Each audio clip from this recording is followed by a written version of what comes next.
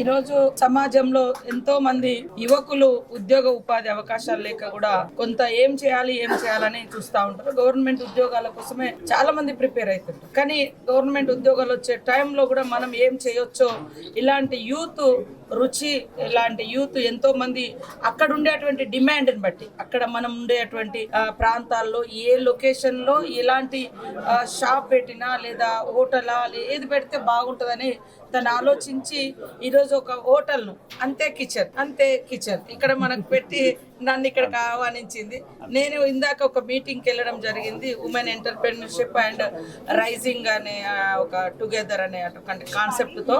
So వాళ్ళకు కూడా ఏం చెప్పినంటే అందరం కూడా మనకు స్కిల్స్ ఉంటాయి, ఆలోచన ఉంటుంది, అన్నీ ఉంటాయి. కానీ అక్కడ ఉన్నటువంటి పరిసరాలను రీసెర్చ్ చేసుకొని అక్కడ ఏం చేస్తే మనకు లాభం ఉంటుంది, సేమ్ టైంలో అక్కడ ఉన్నటువంటి పబ్లిక్ కూడా ఉపయోగపడుతుంది అనేది ఆలోచన చేయాలి.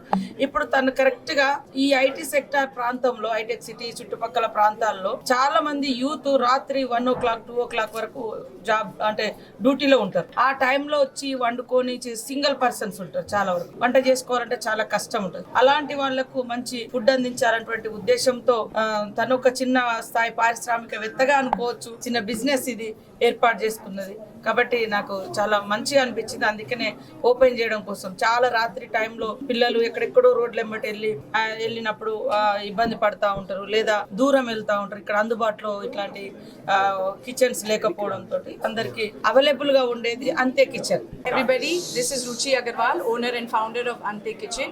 We are serving South Indian traditional flavorsome food over here.